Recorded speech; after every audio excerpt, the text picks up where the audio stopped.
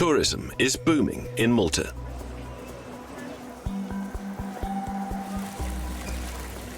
Water consumption is rising.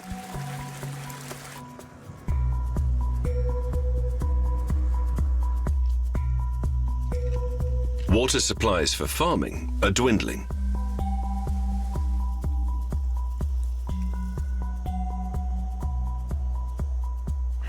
Without a radical rethink, agriculture expert Malcolm Borg says Malta could soon risk running dry. I think that we'll end up, unfortunately, with a country, a soulless, I would say, country with no food producers and relying 100% on imported food.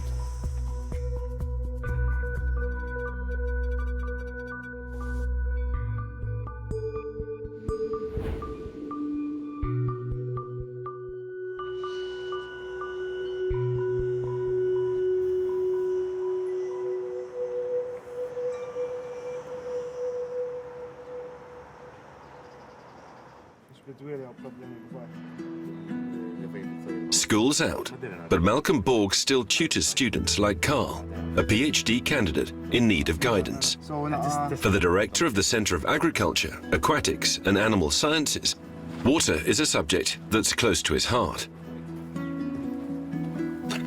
Malta is Europe's driest country. He uses this simple tool to measure soil moisture with the aim of reducing water use.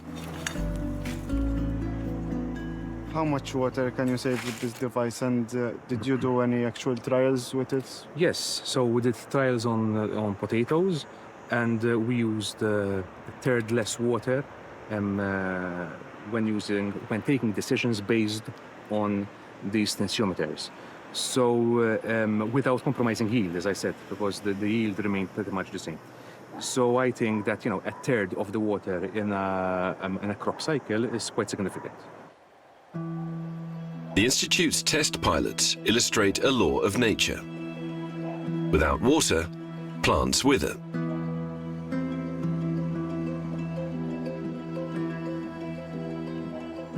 Add water, and they bloom, fruit, and flourish.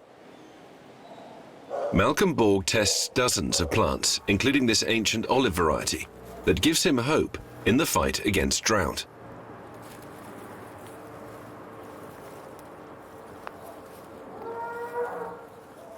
Basically, these are more adapted to the conditions that they are growing in. They are more adapted to the soil conditions, to the climatic conditions. And so, like the olives, I think that we should make use of more local indigenous varieties to be able to sustain our production in a changing climate. It's 6:30 a.m.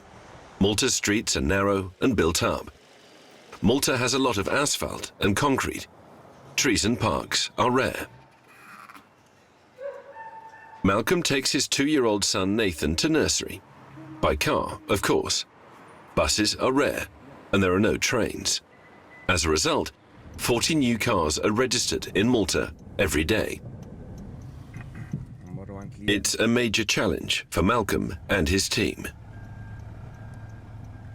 I don't think that research is fast enough to solve the problems that we are creating. But I believe that if we invest significantly in more research, more technology, more science, I think that it will help us solve most of our pressing times.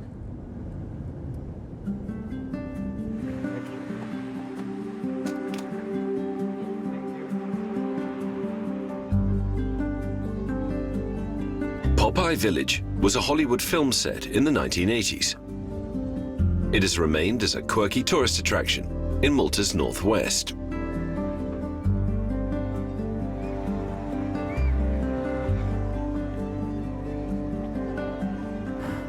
Malcolm Borg regularly visits the nearby fields, which farmers like Marjan Chini use to grow vegetables. Beyond his research work, Malcolm also chairs Malta's Active Farmers Association.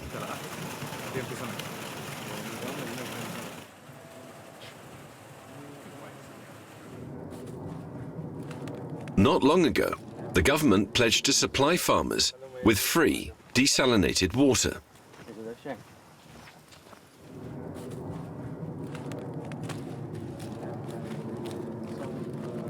The problem is that any small gardener with a few flower beds can also draw as much water as they like. With so many tapping in, barely any remains for full-time farmers like Majan. At the moment, I'm getting 40 meters cubed daily, but that's only 3 hours of my reverse osmosis production, so it's nothing for me. Sometimes it stops for 1 week or for even more, even for 1 month sometimes. It's a very unreliable. Unreliable. Very unreliable. I mean, the farmers cannot, wake up in the morning, try to switch on the water and not find anything. I mean, it doesn't work like that. These are living things. Crops are living things, and they need water every day. So apart from the amount that is not enough, the supply is also unreliable. Sometimes because the filters break, sometimes because of one thing, sometimes because of the other. But farmers need something that they can rely on for something as crucial as water. In this area, I cope with the salty water.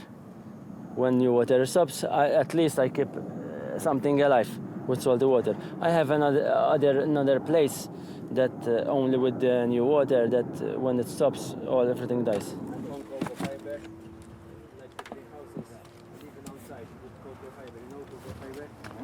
We invested on cocoa fiber. So cocoa fiber needs only.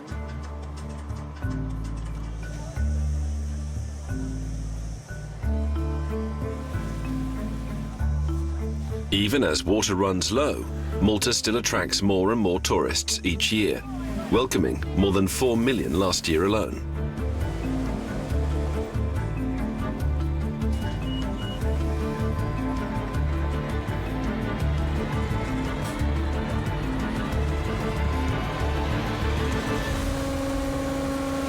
Golden Bay, on Malta's western coast. Environmental scientist Brian Restall says the unbridled growth of tourism is spiraling out of control. Brian regularly inspects every square metre of his Golden Bay. What unfolds in this microcosm mirrors all of Malta. His findings are alarming. Take desalination. Nearly every hotel has its own plant. At first sight, this might not be a significant problem. You have to keep in mind the cumulative of it. This is just one of many hotels, and obviously it is a growing hotel industry. And we have quite a few hundreds around our coastal area. And when you pile them up all together, that becomes a significant water issue. Unfiltered brine flows directly into the sea, but its impact is still largely unstudied.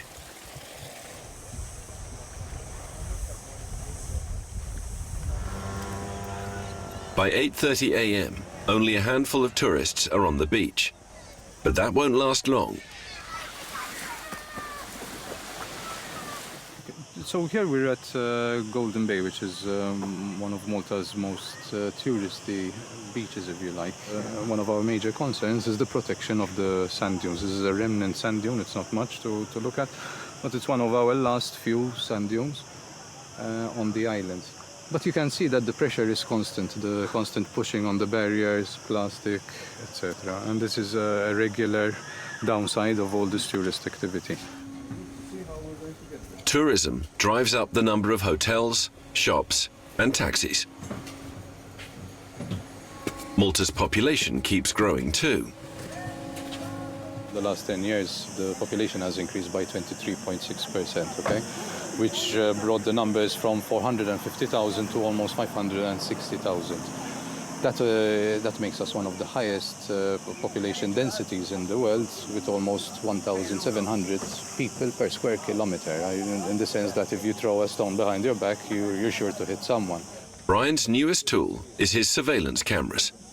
Here we are measuring every person entering and exiting the beach. All the cars that are coming down uselessly in most cases to drop off tourists, and the overall visitor flows. We've installed a number of cameras being run by AI, and they can help us predict the influxes and also understand the occupancy, how many people are on the beach at one point in time, in order to advise policy changes. On peaks, you could have anything between 8,000 and 9,000 people coming over here during the day, okay? But we can also see that there are specific peaks, especially between 12 and 3:30, where occupancy would be almost 3,000, 4,000 people at that point in time. That is a lot of people on top of each other, as you can imagine.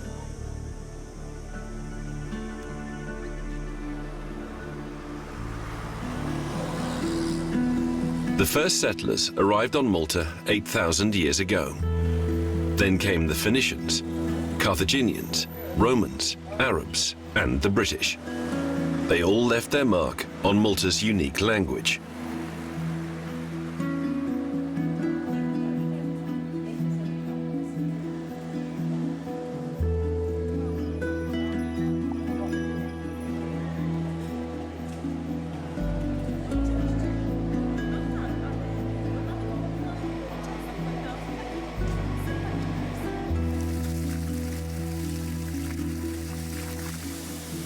And not just on the language.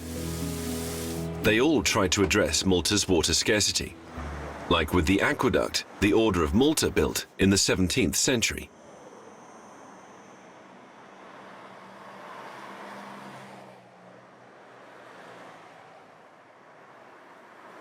Today, Malta's Energy and Water Agency is responsible for ensuring the island has enough water. As the island's population grows, so does the challenge. Water expert Michael Shembri checks the water level in one of the few underground springs in Dingley. Every drop is precious.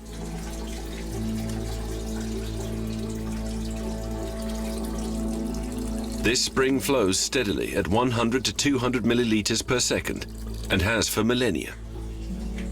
Today, this spring is as crucial as it was for the Romans, who first used it.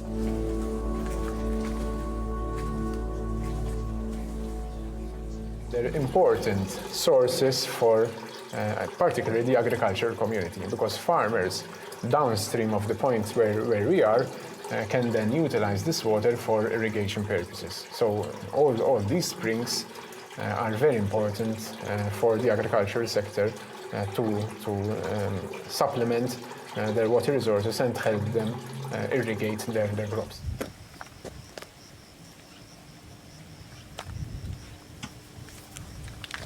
The hydrologist is deeply concerned.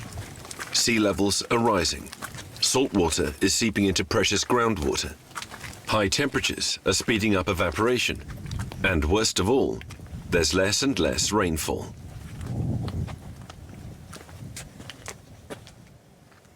So we've had big changes when it comes to rainfall and the occurrences of droughts. The long-term average is around 550 millimeters.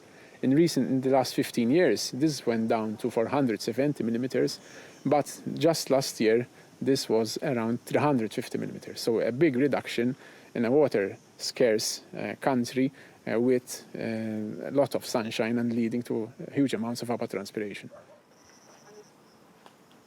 As water grows scarcer, Malta scientists are getting inventive, setting an example for other arid countries.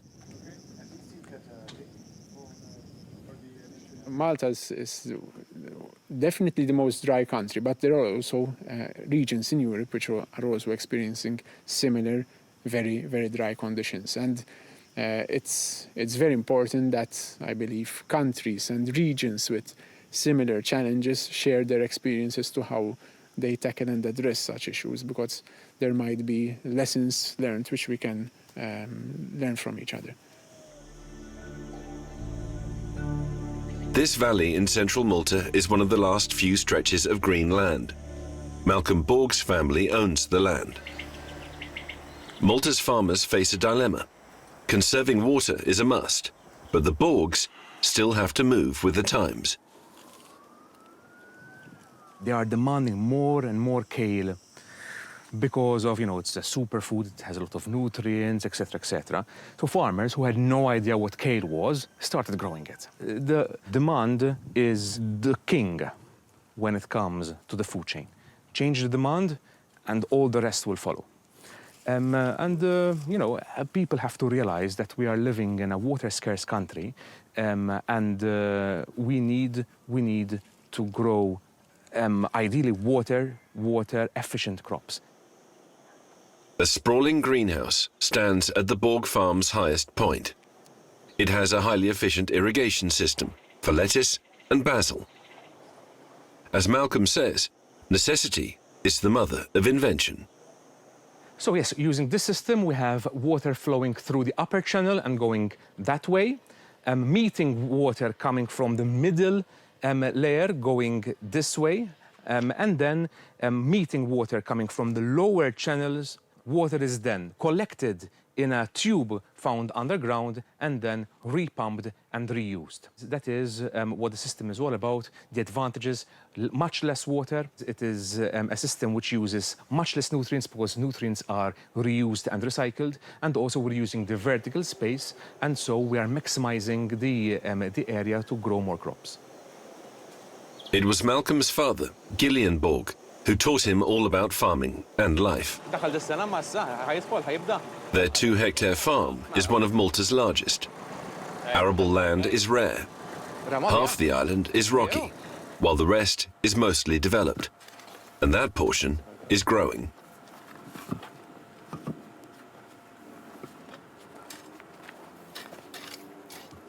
On the plus side, fruit and veg are in high demand on the island. Malcolm and his father sell every single lettuce and tomato. The downside is that water is in short supply everywhere. A few years ago, Gillian gave it serious thought. He made plans, created sketches, and started building. The greenhouse and its nutrient system were his design.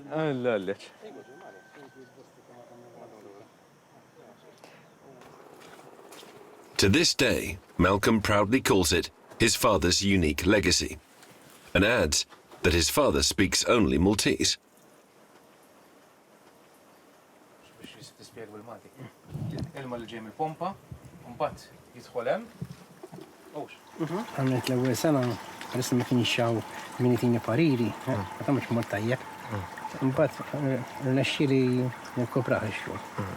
So it was the first year, because there was no one to look to for help or for advice.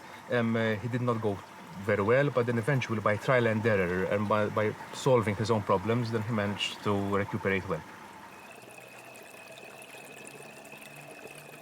There's no shortage of ideas in Malta. Dozens of agroeconomists, biologists, climate and environmental experts are busy in a future-focused lab, studying temperatures, soil and satellite images. But sometimes the best idea doesn't come from a theorist, but from a practitioner like Gillian.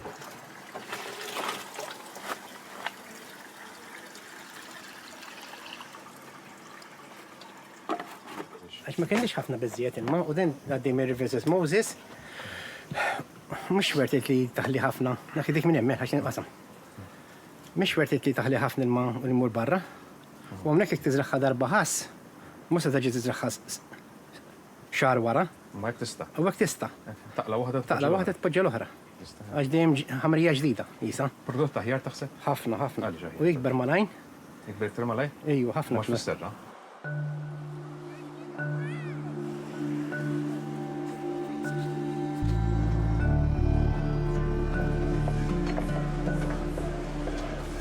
Malcolm bemoans how the strict water-saving rules of earlier centuries are now largely forgotten. In Malta, farmers, hoteliers and residents are now all vying for water. Being eco-conscious means you've already lost. In Pembroke alone, on Malta's east coast, several hotels, event venues and apartments are going up. It's hard to imagine Malta's skyline without cranes.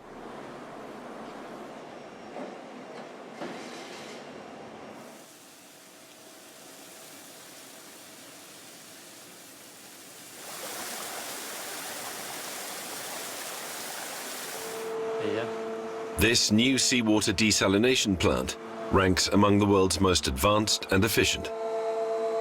Its vast energy use is one drawback. The second drawback is the illusion that saving water no longer matters. Still, operators believe there's no viable alternative.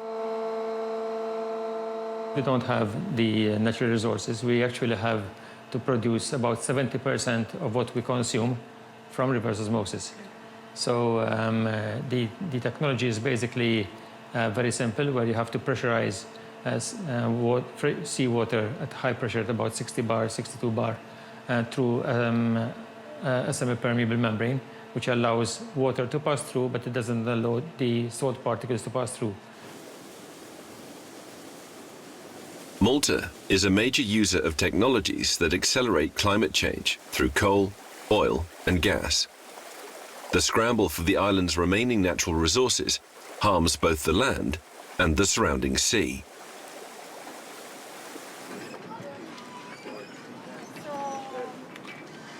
Oceanographer Francesca Soster sets off from Valletta's harbour in a research boat several times a week.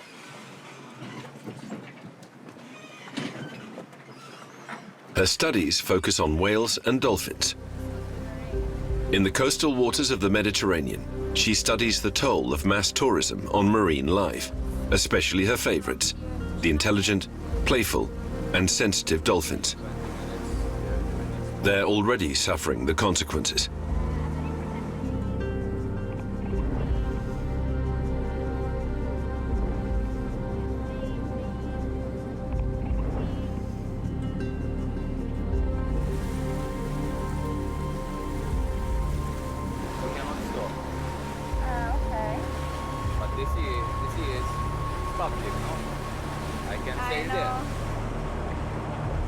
Then, vast enclosures come into view. Tuna farms serving mainly the Asian market. Can you smell? Yes. Can you smell this sour? Yes. It's the tuna farm.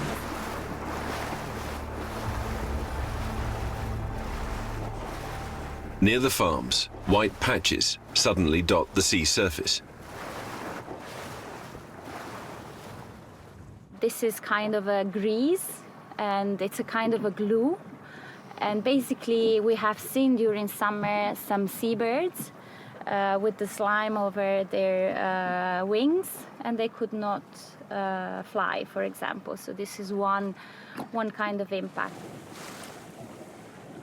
Nearer Malta's shoreline, there are more fish farms breeding sea bream. Footage taken on Francesca's mobile shows how human activity affects the intelligent dolphins in various ways. Oh, wow. He's coming in. Pollution, collision, fishing activities. For example, vessel traffic can disrupt their activities, and they have to adapt their communication strategies. On the long term, this obviously affects the population with higher mortality rates and lower calf survival rates.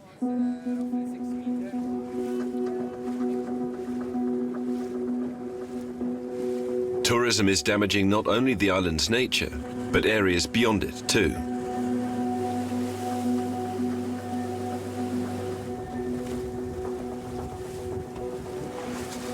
The Blue Lagoon, nestled between Malta and Gozo, is crammed with boats. Although the authorities have designated it a protected site, tens of thousands of tourists visit each year.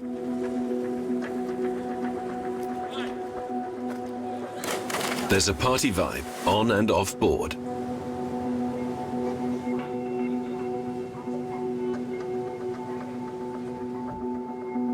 Malcolm Borg, head of the Active Farmers Association, is a regular on the ferry that goes from Malta, past the Blue Lagoon tourist hotspot, to Gozo, where he visits members.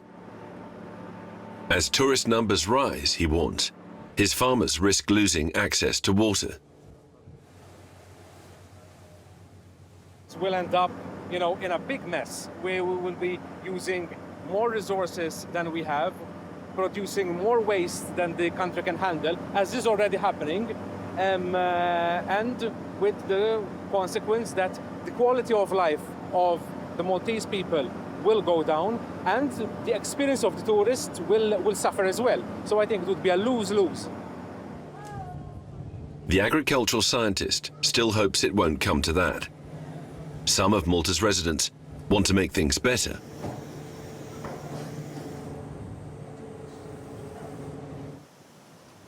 By harvesting rainwater, for example.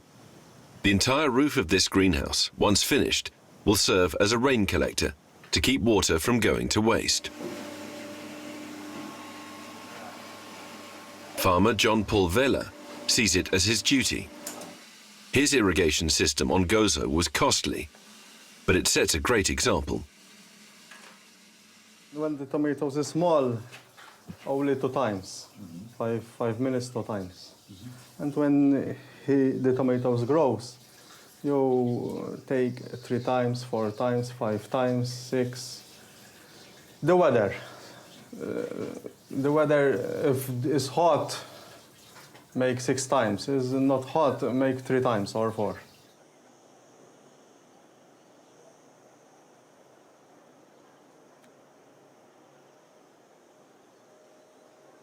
Customers snap up the Vela family's rain-fed cucumbers. Malcolm often visits the Velas to check in. He sees their farm as exceptional. His agriculture students go there to learn about the innovative concept. Is-suġġett tad-dokumentarju huwa kif Malta il-bdiewa jaddattaw biex jagħmlu użu aħjar mill-ilma. Rainwater in Malta has an average pH of 5.8, close to the ideal neutral value of 7. That's partly why the Vela's rain-fed cucumbers taste so good.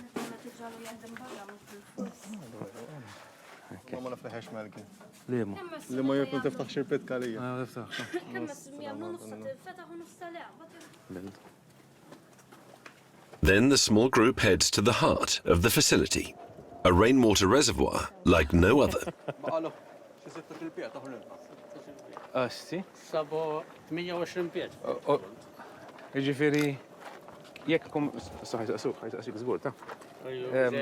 The reservoir is full. He contains 5 million liters.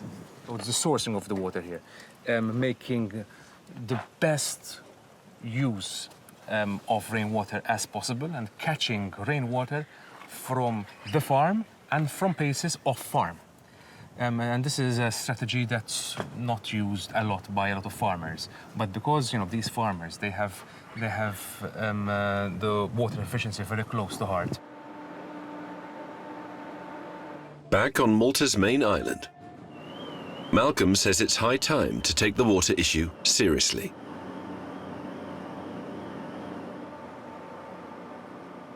If farmers prosper, if farmers are have it good, then the whole population would be better because we would have more food, fresher food, more nutritious food. We have more security of food. The situation as it is in Malta with regards to the climate is getting worse and worse. It's a time bomb waiting to explode. Malcolm Borg hopes he and his farmers can win the race for the last drops of water, despite all the obstacles. That a radical rethink will finally happen. That tourism won't come before nature. Otherwise, he fears, the beautiful island could turn into a desert.